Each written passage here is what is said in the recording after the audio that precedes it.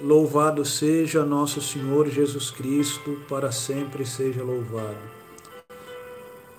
Iniciemos, amigos, a nossa reunião, em nome do Pai, do Filho e do Espírito Santo. Amém.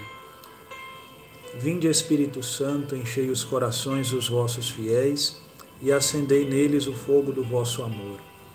Enviai o vosso Espírito e tudo será criado, e renovareis a face da terra. Oremos.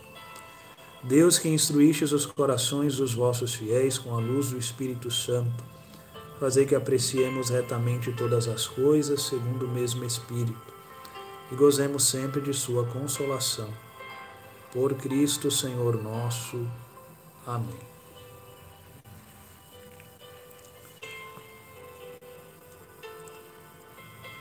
Primeira carta de São Paulo Apóstolo aos Coríntios, capítulo 12, versículos de 8 a 10. Primeira carta de São Paulo aos Coríntios, capítulo 12, versículos de 8 a 10. Há diversidade de dons, mas o Espírito é o mesmo. Diversidade de ministérios, mas o Senhor é o mesmo. Diversos modos de ação, mas é o mesmo Deus que realiza tudo em todos. Cada um recebe o dom de manifestar o Espírito para a utilidade de todos. A um o Espírito dá a mensagem de sabedoria, a outro a palavra da ciência, segundo o mesmo Espírito. A outro o mesmo Espírito dá a fé. A outro ainda, o único e mesmo Espírito concede o dom das curas. A outro o poder de fazer milagres. A outro a profecia. A outro o discernimento dos espíritos. A outro o dom de falar em línguas, a outro ainda o dom de as interpretar. Mas é o único e mesmo Espírito que isso tudo realiza, distribuindo a cada um seus dons conforme lhe apraz. Palavra da salvação. Glória a vós, Senhor.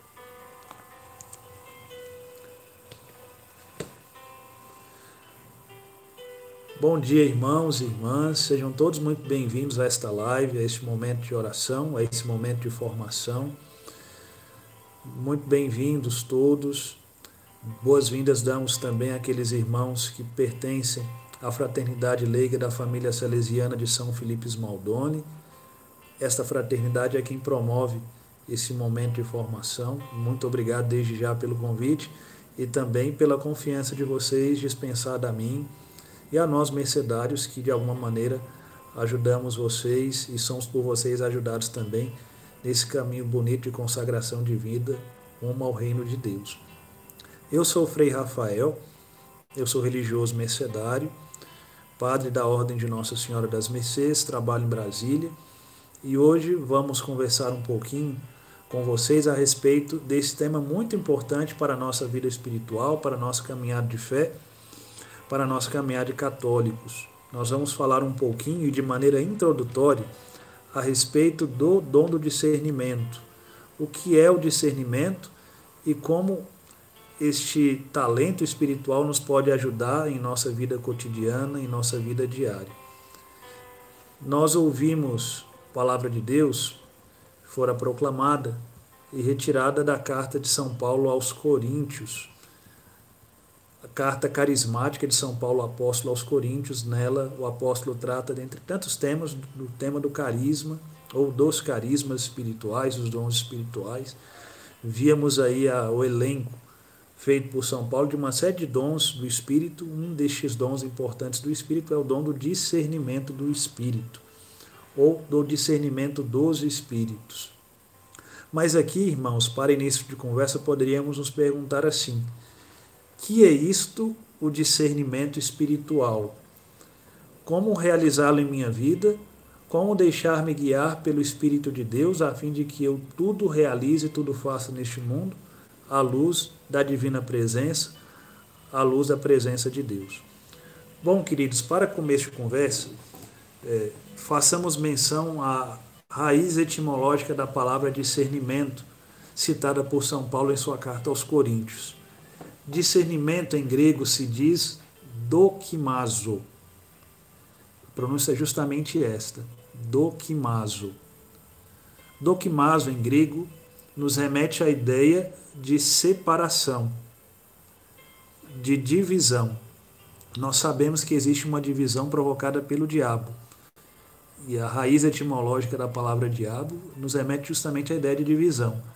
Mas a distinção e a divisão que o demônio opera em nós é para a nossa destruição.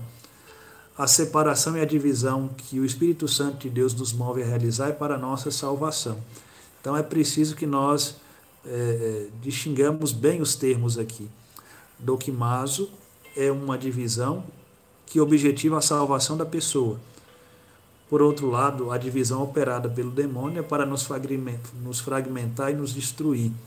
Então, inicialmente, façamos o estabelecimento dessa distinção. Discernir significa, de alguma maneira, separar. Separar para bem avaliar, separar para bem viver. Então, meus queridos, o portador do dom do discernimento dos espíritos é alguém que, em primeiro lugar, se vê sempre envolvido pela divina presença. Nesse sentido, é preciso sempre acentuar que não há discernimento espiritual, ou seja, não há avaliação da própria vida e da vida alheia que seja feita por uma pessoa alijada de Deus. Deus deve ser sempre o componente principal na vida daquele que se põe a discernir, que se põe a esquadrinhar o querer de Deus para trazer, evidentemente, o querer de Deus para a sua vida. Então, ser de Deus é condição fundamental para que o discernimento espiritual seja uma realidade sempre presente em nossos corações. Não existe capacidade boa de escolha em Deus sem que nós, por Deus, não sejamos iluminados. Então, condição sine qua non para a vivência do discernimento espiritual, essa imersão profunda na vida de Deus, todos nós somos chamados a fazer. Então, volto a repetir, o portador do dom do discernimento espiritual é aquela pessoa que se vê sempre iluminada pela graça de Deus, que está evidentemente sempre em comunhão com Deus, conectada com sua divina presença e sintonizada com sua palavra. Então, o homem espiritual, a mulher espiritual, são sempre pessoas afinadas com o querer de Deus, são pessoas que, mediante a perseverança na vida de oração, conseguem sempre decifrar o beabá do Senhor para a sua vida concreta. E claro, porque estão aí inseridos profundamente na vida de Deus, conseguem trazer o projeto de Deus para a sua vida atual. À medida que nós vamos avançando na vida espiritual, irmãos, nós vamos criando aquilo que os místicos chamam de sensibilidade espiritual refinada, ou seja, o tato mesmo do Espírito que presente em nós nos ajuda a percebermos as origens de cada realidade que se apresenta diante de nós. Então, façamos sempre atenção a esse elemento, porque ele é muito importante para a nossa caminhada cristã, para a nossa vida de fé também. O homem espiritual é aquele que está sempre afinado com os desígnios divinos e consegue, claro, à luz de Deus, concretizar esses desígnios divinos no hoje de sua história.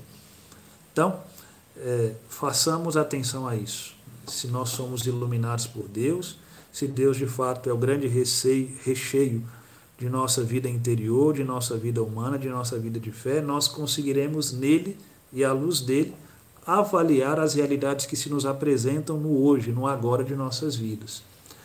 E claro, queridos, quando nós estamos mergulhados no mundo também, quando nós nos conectamos com as realidades temporais e com as propostas que do mundo chegam a nós, então nós, se estamos iluminados por Deus e preenchidos por sua graça, conseguiremos em Deus descobrir as origens daquelas propostas que o mundo nos oferece. Conseguiremos em Deus também descobrir para onde nos conduzem determinados comportamentos, determinadas experiências que nós podemos realizar na história.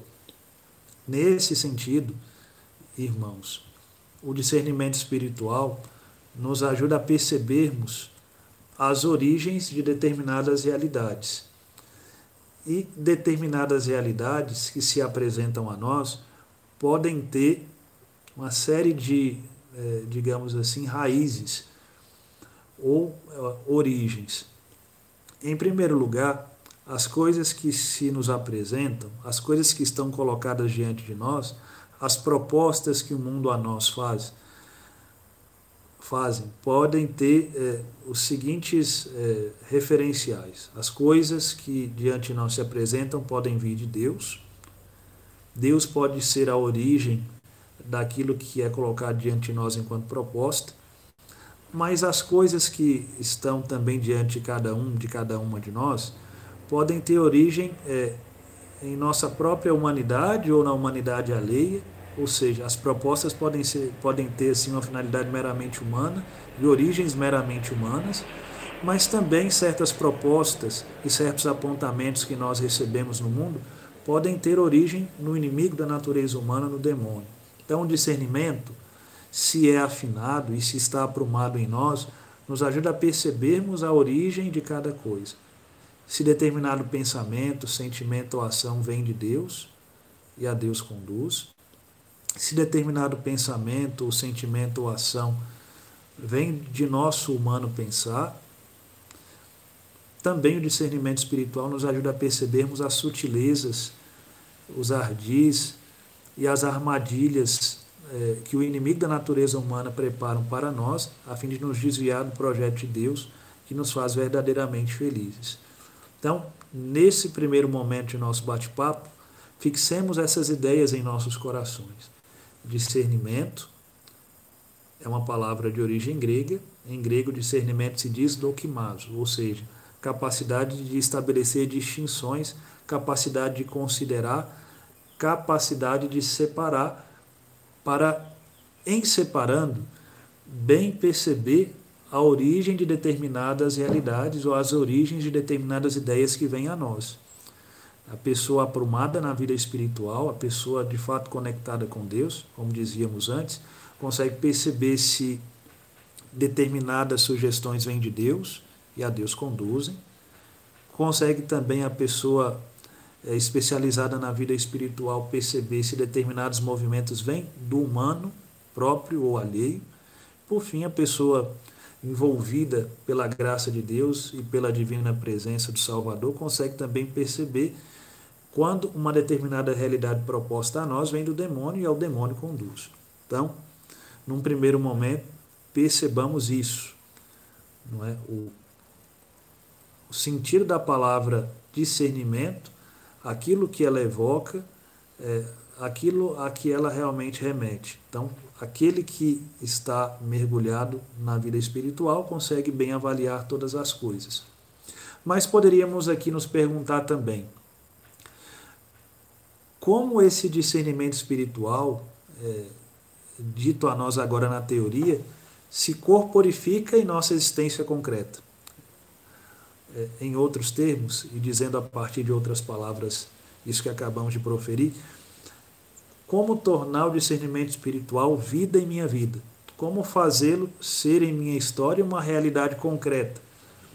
Ora, meus queridos, o discernimento espiritual se torna uma realidade concreta para nós, em primeiro lugar, quando nós nos abrimos à graça de Deus. Se nós nos deixamos conduzir pelo Senhor, se o Senhor vai adiante de nós, se o Senhor ilumina os nossos passos, nele nós conseguiremos perceber aquilo que a Ele conduz e aquelas realidades que dele nos afastam. Então, vida espiritual intensa é condição fundamental para que nós consigamos, no hoje de nossas vidas, bem discernir. Depois, meus irmãos, determinadas realidades só são perceptíveis para nós, como sendo de Deus ou não, a partir das moções que elas suscitam em nós. E aqui poderíamos nos perguntar, que é isto moção, ou que são as moções espirituais que nos apontam o caminho que devemos abraçar e os atalhos que devemos evitar em nossa vida de fé, em nossa vida espiritual? Queridos, as moções são, em primeiro lugar, movimentos interiores, sentimentos internos da alma, que nos levam a perceber, por meio dos sentimentos psíquicos e humanos, a bondade ou a malícia de certas realidades. Então, trocando em miúdos, as moções, que são componentes do discernimento espiritual, são instrumentos do discernimento, ou seja, sentimentos que nos fazem perceber, num primeiro ou num segundo momento, se determinadas propostas feitas a nós vêm de Deus ou do inimigo da natureza humana. Falávamos também há pouco que as propostas que vêm de fora para dentro de nós podem ter motivações meramente humanas, mas, claro, mesmo as motivações humanas podem ser instrumentalizadas pelo demônio. Então, queridos, as moções são sentimentos interiores que nos fazem perceber como boa ou ruim uma determinada realidade apresentada a nós. Exemplo, pensemos num homem ou numa mulher que no trabalho se deparam com uma proposta indecente, qual seja, receber uma soma de dinheiro de maneira ilícita. Olha, inicialmente, essa proposta pode suscitar em nós o desejo de fazer parte de um esquema de corrupção que nos beneficia.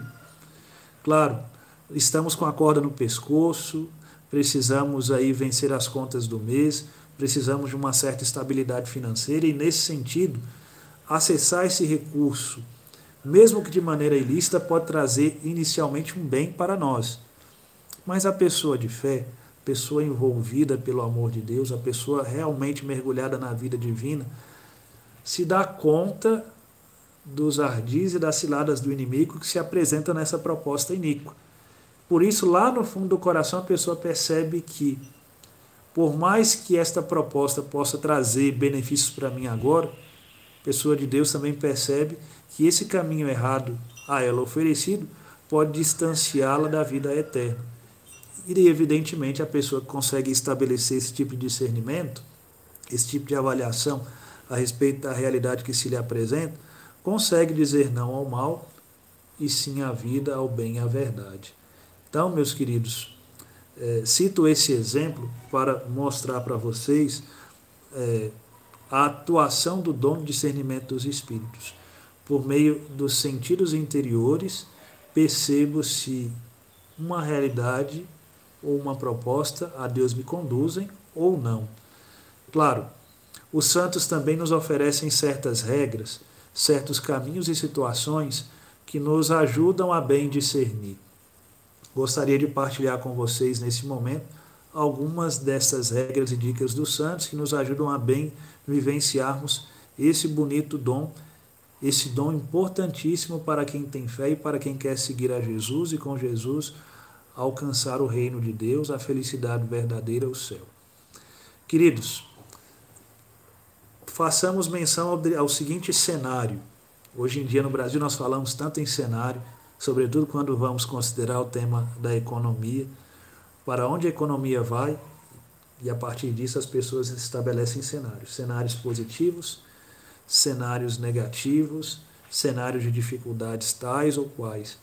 Aqui estabeleceremos também cenários onde o discernimento espiritual se faz necessário. Pensemos naquelas pessoas que em sua vida vão de pecado em pecado. Essas pessoas são presas fáceis para o demônio, sobretudo porque já de alguma maneira estão envolvidas por ele. Mas o demônio nos quer sempre enredar mais em seus esquemas. Por isso, mesmo as pessoas que vão de pecado em pecado, o demônio sempre estabelece o seu assédio a fim de fazê-las permanecer naquela vida torta que elas abraçaram para si. Então, para essas pessoas, o inimigo da natureza humana sugere sempre mais deleites e prazeres sensuais. Ele chega até mesmo a falar assim a algumas pessoas: escute, não se importe com o caminho de Deus, não. Não se importe com esse lance de vida eterna, porque isso está para além de você. Esta não é uma realidade que caiba a você agora, você tem muita vida para viver. Então, deleite-se naquilo que eu te ofereço. E, de fato, para estas pessoas que vão de pecado em pecado, o demônio oferece sempre mais ocasiões de pecado. Então, essas pessoas sempre tenderão a viver na esbórnia. E, claro, enredadas em seus prazeres e enredadas também na escravidão das paixões desordenadas que elas cultivam em si, porque elas não conseguem lançar um olhar espiritual para a realidade e não conseguem perceber na realidade que está sendo apresentada para elas as patas do inimigo. Ele é muito sorrateiro, ladino, esperto, sempre se esconde, evidentemente nunca se apresenta, porque se ele se apresentasse a nós tal qual é, nós nunca faríamos adesão às suas propostas, porque veríamos assim de início a feiura que marca esse inimigo do homem, esse inimigo de Deus. Por isso o discernimento espiritual é muito importante, irmãos, porque nós não conseguimos perceber o que é de Deus e o que é do inimigo de Deus assim de um relance só. As coisas de Deus são sempre muito sutis, mas também as estratégias do demônio são muito sorrateiras.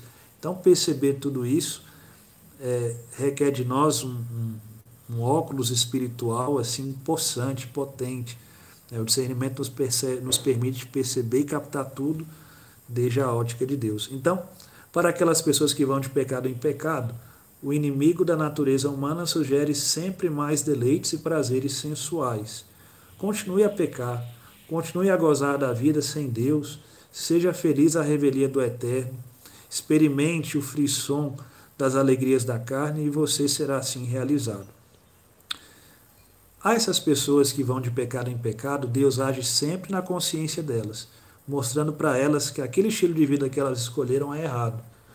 Pensemos aqui na imagem bíblica e jesuânica, inclusive, do filho pródigo que abandona a casa do pai, enredado na esbórnia, enredado no pecado, enredado na busca dos prazeres sensuais para a sua própria pessoa.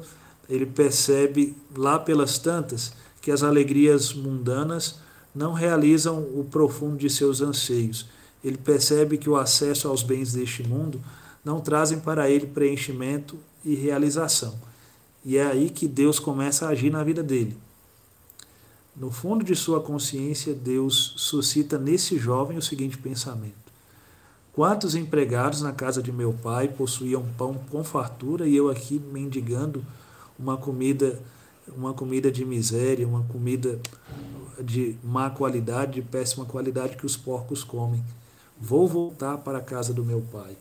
Vou reempreender o caminho que me conecta com o coração do meu pai, porque ali eu sei que eu serei feliz. Então, ainda diante desta parábola do filho pródigo, percebamos as duas ações fundamentais que se defrontam com esse rapaz. De um lado, a ação do inimigo, que façam que esse jovem permaneça enredado naquele chiqueiro e comungando com aqueles porcos. Os porcos aqui, irmãos, nas Sagradas Escrituras, são sempre símbolos daquilo que de pernicioso o mundo nos pode oferecer. Os porcos aqui nas Escrituras são sempre símbolos da baixeza moral que marca as pessoas que comungam com os valores do mundo. Claro, a imagem do porco é muito pedagógica, ele olha sempre para baixo, nunca levanta o olhar para o céu. Olha sempre para a lavagem que ele consome, não olha, evidentemente, para aquilo que pode realizar a sua vida e o seu coração.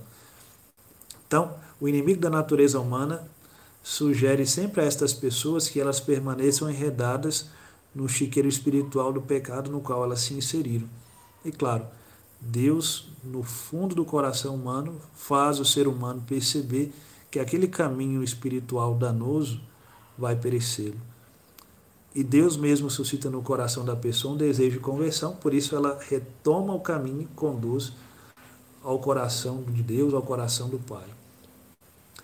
O inimigo espiritual atua também em outro cenário. E o cenário espiritual que nós mencionamos aqui é o seguinte: pensem naquelas pessoas que estão progredindo na fidelidade a Deus. Estas pessoas fazem tudo certinho, essas pessoas sempre trilham o caminho da verdade, essas pessoas experimentam crescimento humano e espiritual em suas existências. As pessoas cumprem com o propósito de Deus de uma maneira muito tranquila. Mas num determinado momento, estas pessoas percebem na prática, na vivência concreta do dia a dia, que para além de experimentar as carícias de Deus no início de suas caminhadas, elas precisam ser de Deus em todos os momentos de suas vidas. E Deus, claro, num determinado momento, numa determinada altura de nossa caminhada de fé, nos retira aqueles alimentos, digamos assim, ralos, que no início de nossa conversão nos sustentavam. E no lugar deles, o Senhor nos oferece alimentos sólidos, ou seja, substância espiritual verdadeira, de fato fortifica a nossa vida. Então, essas substâncias espirituais verdadeiras que fortificam nossas vidas não são sempre captáveis pelos sentidos e não são sempre agradáveis ao paladar também. Abra um parênteses para citar um exemplo corriqueiro, de que muitos de vocês certamente acessaram aí em vossas caminhadas. Vocês, no início da vida de vossos filhos, alimentavam vossos filhos com alimentos ralos, mas ao mesmo tempo também necessários para eles naquele momento. Pensem as mães aqui no leite materno que saciava a vida daquele bebê que estava crescendo. O bebê não tinha condições de comer alimentos sólidos. A dentição dele ainda não era uma realidade concreta, também o sistema digestor era muito pequenininho. Então, um alimento mais consistente, naquele momento, não faria bem à criança. O alimento leite materno era aquele adequado à criança naquela etapa de sua vida. O menino cresce, a menina cresce, e eles vão necessitar de alimentos mais consistentes. E eles já podem digerir e triturar alimentos mais consistentes porque tem dentes na boca e porque o sistema digestório também já está mais robusto, já está mais fortalecido. Bom, eu não sou médico, mas eu acredito que seja mais ou menos assim que a coisa funcione, ok? Claro, nós somos humanos, percebemos um pouco a movimentação de nosso próprio corpo, de nosso próprio dinamismo material. Na vida de fé se dá algo parecido. No início de nossa caminhada cristã, as coisas são muito dadas. Ser de Deus é muito gozoso, ser de Deus é uma realidade muito alegre. Tudo nós fazemos com muito ânimo, mas num determinado momento em nossa vida cristã, ser de Deus passa a ser para nós algo empenhativo. Aquelas alegrias espirituais não existem mais, existirá apenas Deus, e às vezes nós não perceberemos Deus em meio às consolações. Esse é um outro tema importante para o discernimento espiritual, nós já vamos abordá-lo. Mas aquelas alegrias e prazeres da conversão inicial não existem mais. E aí o demônio entra. E como o demônio age na vida dessas pessoas que passam pela noite escura da vida de fé? O demônio coloca nelas sentimentos negativos, quais sejam sentimentos de desânimo e também uma vontade enorme de desistir da caminhada. Não sei se você já se encontrou em meio a essa realidade. Tudo para você é muito difícil, rezar é muito custoso, relacionar-se com os seus é algo assim triturador, às vezes não tenho ânimo nenhum de me colocar diante de Deus, às vezes não tenho ânimo nenhum em trabalhar para lograr meu sustento e sustento dos meus, às vezes acordo e não quero nem mesmo olhar na cara daquela pessoa que comigo dorme. Vejam, sentimentos ruins, negativos, e me querem distanciar da vida e do amoroso dever de ser de Deus que devo sempre cumprir na mediação daqueles que sou chamado a servir. Esses sentimentos negativos, irmãos, que nos afastam da vontade de Deus, não vêm de Deus, evidentemente. Sua origem está no inimigo, que quer sempre nos levar para o seu chiqueiro anti-espiritual, para o pecado. Deus, por outro lado, na vida dessas pessoas que enfrentam desolações, securas, noites escuras, age dando a elas ânimo e forças para que elas superem essa dificuldade momentânea que elas enfrentam e atravessam. Então, diante da pessoa espiritual, o inimigo quer colocar no coração dela desânimo que a leva à desistência. E Deus quer sempre colocar no coração dela ânimo que a faça superar a dificuldade momentânea que ela enfrenta. Então, o discernimento espiritual nos permite perceber isso. Os sentimentos que vêm do inimigo e que nos levam para baixo, fazendo-nos desanimar da caminhada, E, por outro lado, também o discernimento nos faz perceber, melhor dizendo, a presença de Deus que, em meio às nossas dificuldades, nos anima no carregamento de nossas cruzes cotidianas. Então, os santos normalmente fazem esse tipo de distinção. Eles nos mostram que, nos momentos de baixa, o inimigo age em nós desanimando-nos. Nos momentos de baixa, nos momentos de dificuldade espiritual, Deus age em nós animando-nos a perseverarmos nele. Ele nos anima também a vencermos as dificuldades da vida que se abatem contra nós, sem que nós assim nos desviemos do caminho da vida. Um outro tema importante e que pertence evidentemente ao discernimento espiritual é o tema dos sentimentos espirituais, da consolação e da desolação. Os santos, especialmente os padres do deserto e também especialmente Santo Inácio de Loyola, nos convidam a considerarmos essas realidades. Elas também fazem parte desse processo de avaliação de nossa própria vida em Deus que nós queremos realizar. Bom, em que consiste a consolação espiritual? A consolação espiritual, meus irmãos, consiste em todos os sentimentos positivos que nós experimentamos em nós diante de determinada realidade. Esses sentimentos positivos, que apontam para a presença de Deus em determinada realidade, são sentimentos que nós, de alguma maneira, já conhecemos, mas otimizados, evidentemente, pela graça de Deus. Quais sejam? Paz, alegria, ânimo, confiança. Quando determinada proposta ou determinada realidade suscitam em nós esses sentimentos, nós podemos ter aí certeza de que Deus passeia por essa proposta. Por outro lado também, nós podemos experimentar nesse âmbito do discernimento espiritual aquela realidade da desolação espiritual, ou seja, determinada vivência, determinada realidade, determinados projetos, determinados encontros e desencontros podem trazer para nós tristeza, desânimo, raiva, perturbação. Devemos sempre estar atentos a esses sentimentos desde a perspectiva da fé e da vida espiritual, porque eles denotam para nós momentos de crise espiritual. E claro, os santos e os místicos nos ensinam que nos momentos de crise espiritual estamos sempre na iminência de sermos assediados pelo inimigo. É aí que devemos fazer mais atenção à nossa caminhada de fé. Quando o que nos circunda na vida, quando o nosso contexto atual está marcado por esses sentimentos, nós devemos nos redobrar em atenção acerca de nossa vida de fé, a fim de que nós, nesse contexto negativo, não sejamos conduzidos pelo inimigo. E o inimigo quer sempre bagunçar o nosso coreto, desarranjar nossas vidas. Então, quando nós estamos em baixa, quando nós estamos em crise, sejam elas de ordem relacionais, sejam elas de ordem econômica, sejam elas de ordens familiares, nesses momentos o inimigo sempre vai suscitar ideias que nos tirem do caminho da vida. Então, fazer atenção a isso é muito importante. E é nesse sentido que os santos, os homens versados na vida espiritual, nos dão certos conselhos. Os conselhos são os seguintes: nos momentos de tristeza espiritual, de desolação espiritual, nós não devemos jamais fazer decisões. As decisões que são tomadas num contexto de desolação espiritual, num contexto de baixa espiritual, são sempre marcadas pelo nosso humano querer e podem, infelizmente, também serem marcadas pelo querer do inimigo.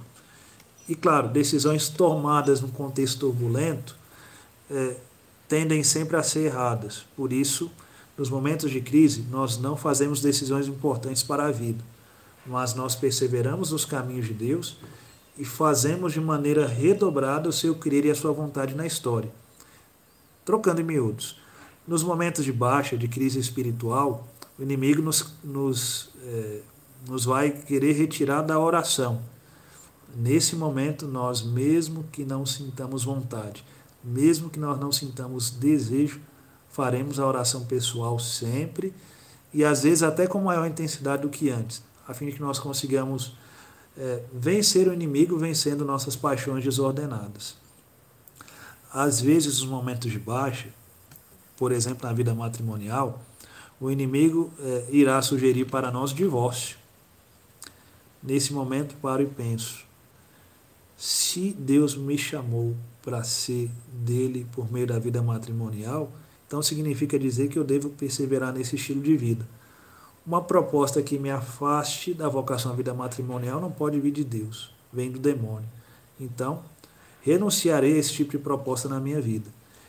E não me deixarei conduzir pelos sentimentos negativos do momento que querem levar-me a desistir dessa vocação. Entendem? A coisa funciona mais ou menos assim. Trata-se basicamente de não nos desesperarmos diante dos momentos críticos da vida, não fazer decisões importantes na vida em meio a esse contexto todo de tristeza. Nos momentos de consolação, ou seja, nos momentos de alta espiritual, nos momentos em que eu estou bem com Deus e bem com os meus irmãos também, eu não devo tampouco fazer grandes decisões para a minha vida. Por quê? Porque pode ser que a consolação espiritual do momento seja mais empolgação. E claro, quando nós estamos empolgados, nós queremos abraçar o mundo. Fazemos uma porção de projetos, estabelecemos uma porção de metas, mas não olhamos para a nossa própria condição, não olhamos para a nossa humanidade e não nos damos conta de que nossa humanidade é frágil.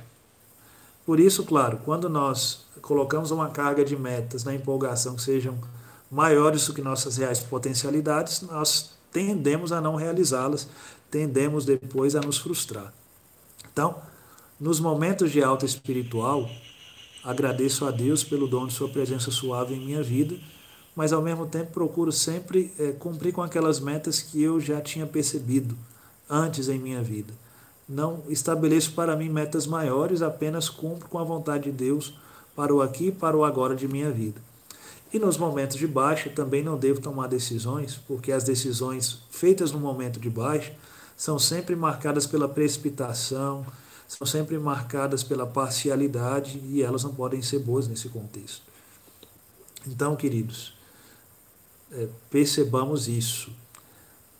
A origem dos sentimentos que povoam o nosso coração. Eles podem nos apontar para realidades divinas, mas podem também nos apontar para realidades diabólicas, ou seja, marcadas pela presença do inimigo em nossas vidas. Gostaria de avançar para um determinado tema que compete também ao discernimento espiritual, e com esse tema eu vou concluir a minha fala e vou abrir depois espaço para considerações e perguntas que vocês queiram fazer. Então, vou me aproximando aqui da parte final de nossa consideração, amparado num ensinamento espiritual de um autor que é muito caro a mim, vocês já conhecem, eu já o apresentei a vocês, chama Santo Inácio de Loyola. Ele compôs um livrinho de espiritualidade chamado Exercícios Espirituais. Não é um livro de teoria da vida espiritual, mas é um livro de prática da vida espiritual.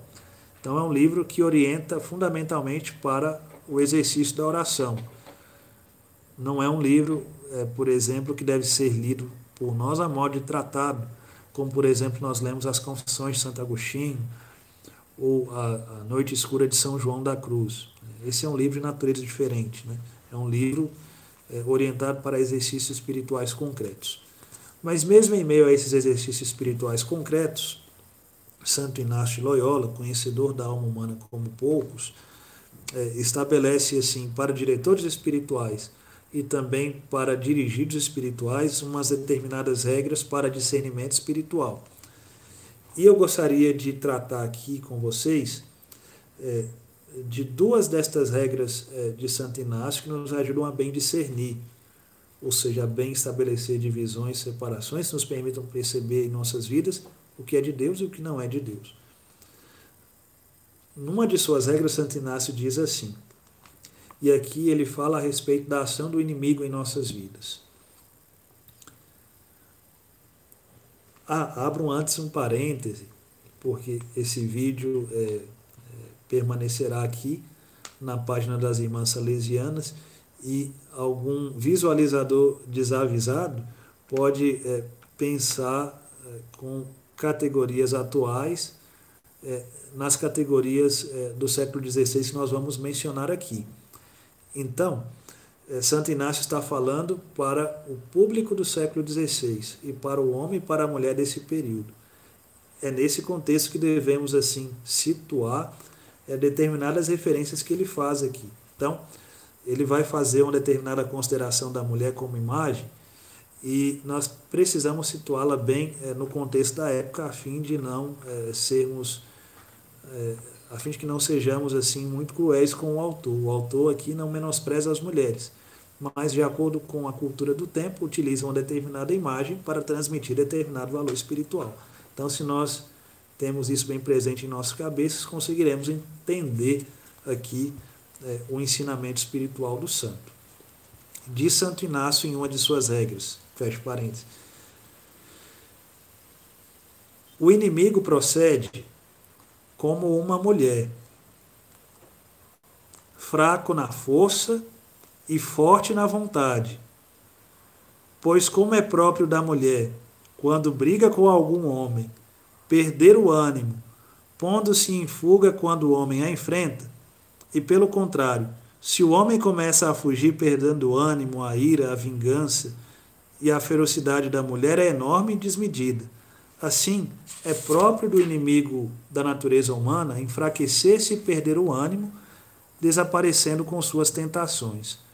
Quando quem se exercita nas coisas espirituais enfrenta com muito ânimo as tentações do inimigo, fazendo o diametralmente oposto. Pelo contrário, se a pessoa que se exercita começa a temer e desanimar quando sofre as tentações, não há animal tão feroz na face da terra quanto o inimigo da natureza humana em alcançar sua danada intenção com tão grande malícia. Bom, a imagem é a seguinte, como nós acabamos de ler aqui. A imagem é da relação homem e mulher.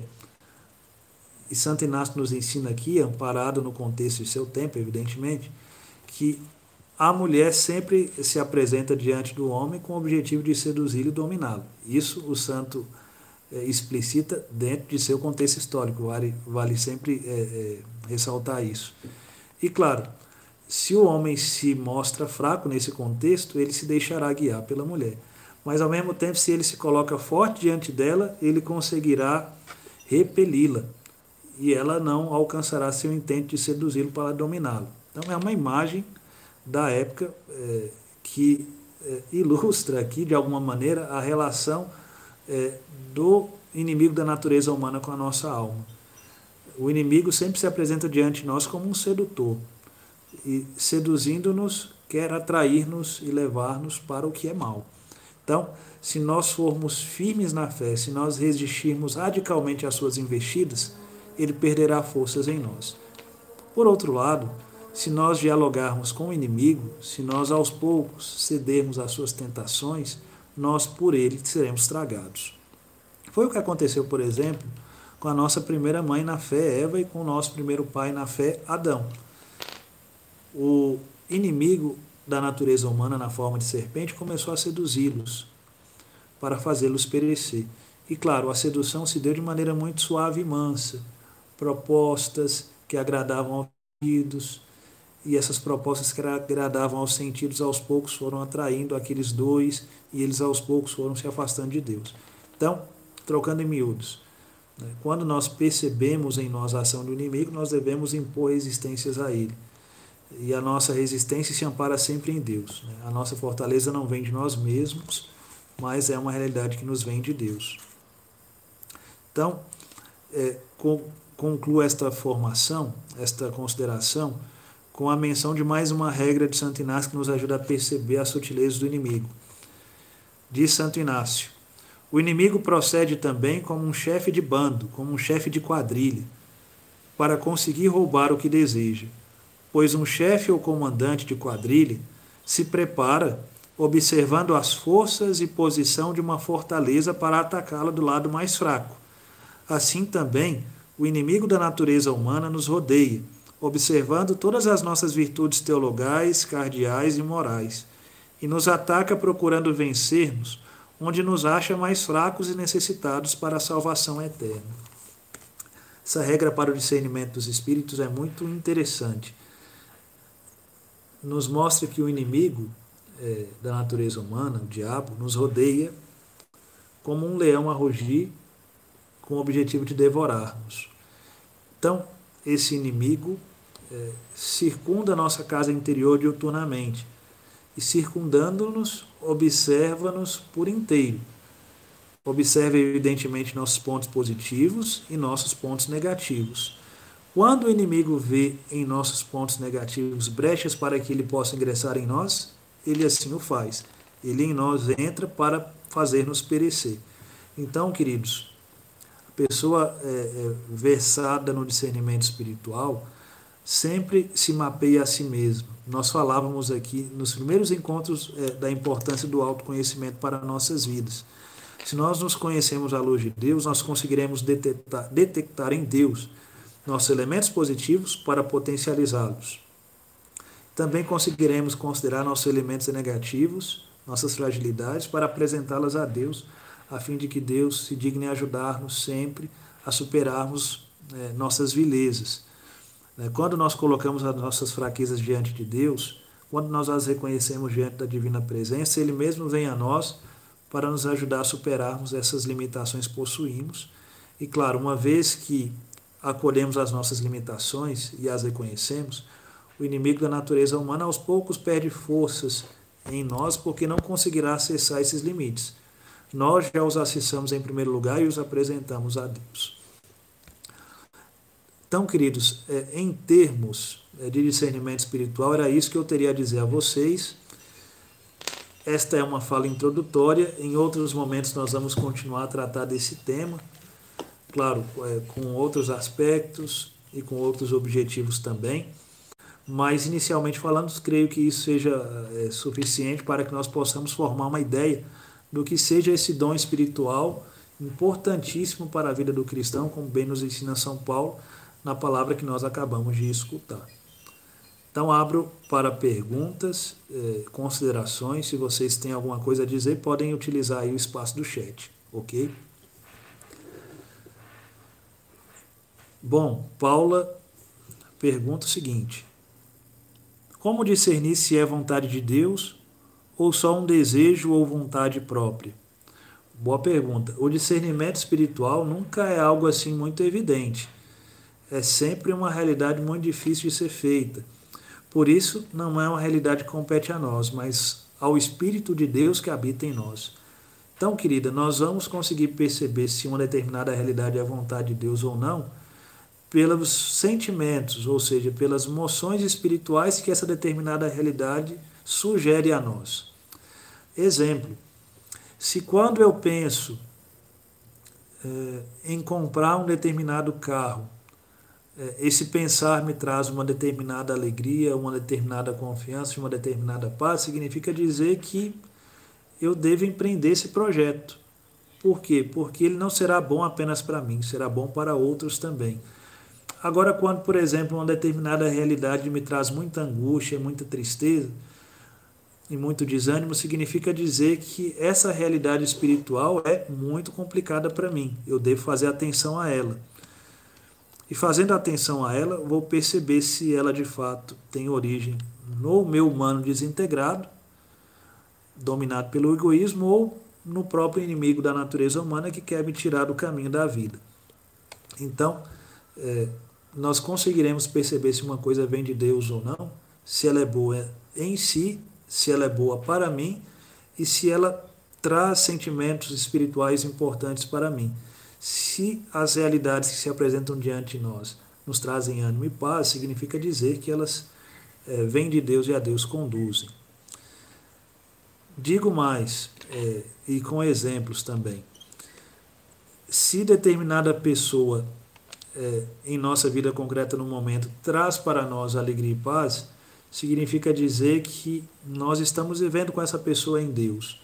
Significa dizer também que Deus de alguma maneira está presente na vida dessa pessoa. Agora, se a pessoa nos traz sempre angústia e inquietação, significa dizer que essa pessoa precisa ser otimizada pela presença de Deus. Fato concreto. Santo Agostinho, na vida de Santa Mônica, trazia, num primeiro momento, muita angústia para Santa Mônica. Por quê? Porque quando Mônica pensava em Agostinho, ela pensava numa pessoa desintegrada, apartada de Deus, amiga dos prazeres mundanos, e por esse mesmo motivo, apartada da vida divina. Depois que Agostinho se abriu à graça de Deus, se converteu, pensar em Agostinho para Mônica se tornou uma consolação. Então, um pouco isso, sabe? Perceber, a partir dos sentimentos espirituais, se uma determinada realidade traz paz ao nosso coração ou não. Acho que vale complementar a observação do Frei sobre a posição de Santo Inácio quando fala das mulheres. Ele vivia uma sexualidade irresponsável. Isso era uma realidade. O Santo Inácio era muito dado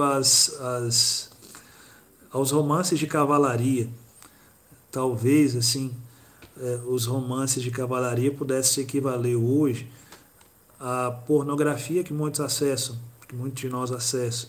Não é? Uma sexualidade apartada do projeto de Deus, para a vida dele e para a vida dos outros também. Então, existia esse elemento, de fato, mas aqui eu creio que a imagem se refere mais a um contexto da mulher na época, que ainda não era assim tão avançado e tudo mais. Por isso essas imagens, às vezes, no primeiro momento machistas, aparecem. Mas digo para vocês, elas refletem um contexto do período, elas refletem um contexto histórico dado e devem ser inseridas aí. Para além do contexto histórico dado, devemos extrair dessas realidades as lições que elas transmitem a nós. Então o inimigo sempre nos seduzirá e sempre se apresentará diante de nós com essa capa aparentemente bonita que ele possui para nos enredar para os projetos dele.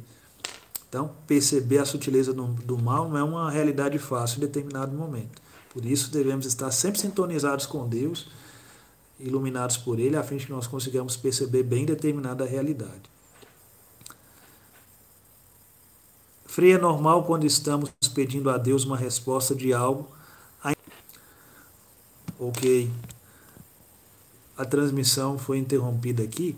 Creio que tenha sido por mim mesmo. Talvez tenha apertado no botão errado. Mas estava lendo uma determinada questão da Deuseni.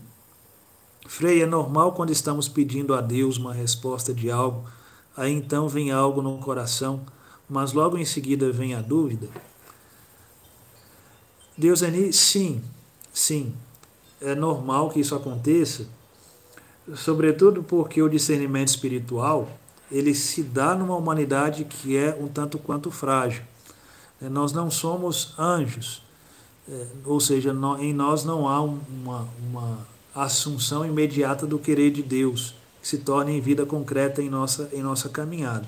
Nós somos pessoas, então a graça de Deus vem a nós, mas ela demora assim um tempo para se instalar em nós, porque nós às vezes possuímos um HD curto, digamos assim.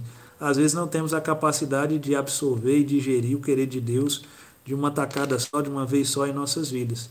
Então é natural, por exemplo, nós percebamos uma coisa como boa, si mesma, depois se torna difícil de ser vivenciada por nós em virtude de nossos medos. Isso acontece muito no discernimento vertido para a vocação. O discernimento vocacional é muito marcado assim por dons e por medos. Às vezes uma menina ou um menino desejam ser padres e quando visualizam a possibilidade de serem consagrados, eles se enchem de alegria, de paz, de ânimo, mas depois olham para suas próprias misérias e, contemplando-as, se desanimam. Então, é uma realidade que se impõe. Uma coisa não deve ser boa somente para mim. Uma coisa deve ser boa em si. E é em virtude disso que nós devemos persegui-la. Então, a vocação, por exemplo, é um dom bom para mim, mas é, antes de tudo, um dom bom em si. Ser casado é um dom bom para mim, mas é ao mesmo tempo uma realidade boa em si. Ser padre é bom para mim, bom para o Frei Rafael enquanto pessoa, mas é uma realidade boa em si também.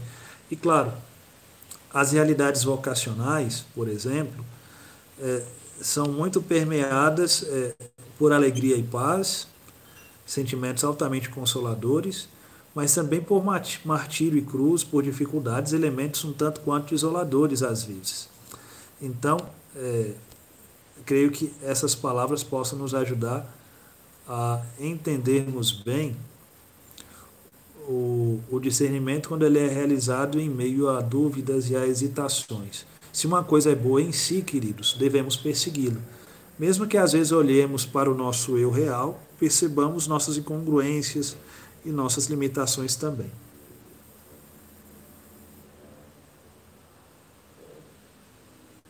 Milena. São João da Cruz ensina que nossa alma tem 3 grandes inimigos: o mundo, o demônio e a nossa carne. Inimigos esses que dificultam o caminho que a alma deseja para chegar até Deus. Então, como considerar aqui os efeitos, os elementos positivos para potencializar a alma a Deus nesses 3 aspectos? Ok.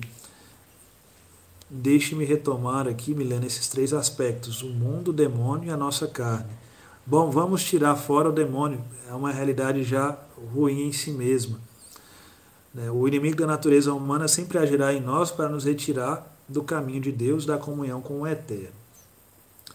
Bom, o inimigo é um elemento para fora de nós que às vezes age dentro de nós. Mas aqui na sua consideração existem componentes humanos que enfim, somatizam aquilo que nós realmente somos. Então, nós somos carne. Né? E a carne aqui, enquanto componente do ser humano, não se refere somente a esse elemento somatizatório, né? As partículas, as células que se unem e que formam um agregado que nós chamamos de pessoa humana. Então, a carne, na Bíblia, sobretudo, sempre nos remete à condição criatural da pessoa. A carne nos transmite a ideia de que nós tivemos princípio nesse mundo, e Deus é o nosso princípio. Ele fomentou a nossa existência. E, claro, ele nos criou como seres limitados. Né? A carne, então, remete sempre à ideia de condição criatural. O nosso ser, a nossa carne, se tornou um elemento fragmentário com a realidade do pecado que nos assolou. Então, o nosso dinamismo corporal, o nosso dinamismo existencial se tornou assim arredio a Deus, resistente à ação mesma de Deus. E nesse princípio, e nesse sentido, esse dinamismo da carne que está arredio e revoltoso em nós precisa ser otimizado pela graça. Nesse sentido é que devemos entender a vida espiritual como componente que ordena o nosso pensar e o nosso sentir para Deus. E é nesse sentido também, queridos, que devemos entender a penitência enquanto elemento que ordena os nossos dinamismos mais baixos, propriamente carnais. Então, como nós convertemos a nossa carne para Deus? Quando nós deixamos Deus conduzir nossas vidas. À luz dele, ordenamos os nossos pensamentos, para que o nosso pensar sempre a Deus conduza. À luz de Deus, ordenamos os nossos sentimentos, a fim de que os negativos saiam de nós e os positivos permaneçam em nós. E, claro, à luz de Deus, orientamos nossa existência corporal e ordenamos nossa existência corporal a fim de que ela sempre corresponda ao nosso pensar iluminado pela graça. Então, se nós formos conduzidos por Deus desde a integralidade de nosso ser, né, todas as dimensões de nosso ser estarão ordenadas para Deus e apartadas do mundo.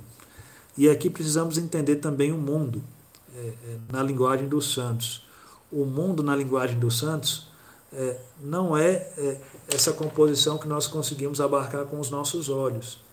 O mundo não se refere ao criado por Deus. O criado por Deus é bom em si. Nós, com nossas desventuras, nós, com os nossos achaques, com as nossas más decisões, pervertemos a obra boa da criação que Deus fez e que ofertou a nós, colocou a nosso dispor. O mundo aqui, na linguagem dos santos, se refere àqueles mecanismos que na história nos levam ao pecado. Então, todas as realidades que são para nós uma sugestão ao pecado são realidades mundanas. Nos leva para as dimensões mais baixas de nossas vidas, por isso devemos evitá-las. Então, eu faria, Milene, esse tipo de distinção. Nós somos carne com o pecado original, o nosso ser corporal se fragmentou, se esfacelou, com a vinda de nosso Senhor Jesus Cristo ao mundo, a nossa dimensão corporal nele se reestrutura e, claro, iluminados pela graça dele, pelo amor dele, conseguiremos canalizar todas as potencialidades de nosso ser para o alto. Deus Eni Frei, quando uma pessoa na nossa vida nos traz um misto desses sentimentos, olha, vocês percebem com isso que o discernimento não é uma coisa muito fácil. Deus Eni diria o seguinte, todos nós somos para os outros um poço ou um oásis de consolação e às vezes também somos um mar de desolação na vida alheia quando nós estamos desintegrados. Então, o que eu diria para você é o seguinte, a depender dessa pessoa, nós devemos compreender que ela é também carne. Ela é também criatura humana.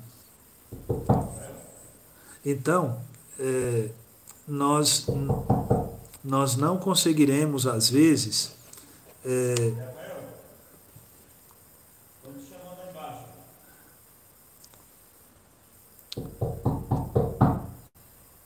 pessoal, só um minutinho, eu vou só dar uma resposta aqui, viu? Como a coisa é ao vivo, então, às vezes a gente tem que fazer essa parada. Ok, Frei, entendi. Peça a elas para esperarem um pouquinho. Milene, depois você edita essa parte, viu? Porque, enfim, são questões que acontecem. Mas, Deus Eni, digo para você o seguinte, as pessoas, por serem humanas, às vezes trazem esse mix de sensações para nós. O que nós devemos saber é do seguinte, determinadas dificuldades que vêm a nós a partir de pessoas difíceis são dificuldades advindas de suas próprias limitações ou são questões realmente perversas que elas vivenciam e que nós devemos rejeitar? Porque às vezes, por exemplo, a pessoa é chata mesmo, mas por uma questão muito pessoal, muito particular, por uma questão de formação humana. Poxa, que pessoa xarope, poxa, que pessoa negativa, a constituição da pessoa. E isso pode ser alterado também, né? Aos poucos, à medida que nós, com caridade, possamos assim mostrar às pessoas a inconsistência delas. Mas também, meus queridos, nós podemos visualizar no outro propostas efetivamente ruins, que vindas delas nos conduzem para o mal. Por exemplo, quem nos convida para roubar? É óbvio que pessoas assim não podem ser benfazejos em nossas vidas. Então, saber discernir o que é do humano e que vem da pessoa e o que é do inimigo que vem também da pessoa. Às vezes nós somos chamados a acolher a pessoa com as suas limitações mesmas e somos chamados também a aprendermos a conviver com elas. Isso acontece muito na vida matrimonial. Queridos, nós não nos relacionamos com as pessoas ideais. Nós nos relacionamos com pessoas de carne e osso. Às vezes mais osso do que carne, às vezes mais carne do que osso. Mas nos relacionamos com pessoas reais. Então, se o ideal é bom, ou seja, se o chamar a vida matrimonial é algo bom para nós, se é algo que nos preenche, então os dois vamos juntos progredindo nessa caminhada bonita que nos conduz à experiência do amor a três, como eu costumo dizer. O homem e a mulher que se relacionam à luz de Deus. Então, claro, em meio a esse caminho, nós nos defrontaremos com os limites do outro. Precisamos aprender a superá-los juntos, a fim de que nós consigamos fazer a vontade de Deus. Ok? Uma coisa são limites pessoais, outra coisa são situações perversas, as situações perversas da vida devemos sempre rejeitar. Queridos, é um tema que dá sempre muito pano para manga e por isso mesmo ele demanda sempre uma maior oportunidade de reflexão, mas agradeço a vocês pela atenção, agradeço também pelas ajudas, pelas perguntas que vocês fizeram aqui, as participações sempre tornam mais dinâmicas essas atividades assim de live. Então, muito obrigado a cada uma pela presença aqui nesse espaço virtual de partilha de formação. Espero que tenha valido, servido de alguma maneira para cada uma, esses conteúdos aqui que foram partilhados e oferecidos. Deus abençoe você, que a bênção do Senhor estenda-se à sua casa, à sua família, e também aquelas dimensões de sua vida que nesse momento precisam ser iluminadas pelo Senhor. Em nome do Pai, do Filho e do Espírito Santo. Amém. Paz e bem, bom domingo para todos. Espero que nos reencontremos em breve.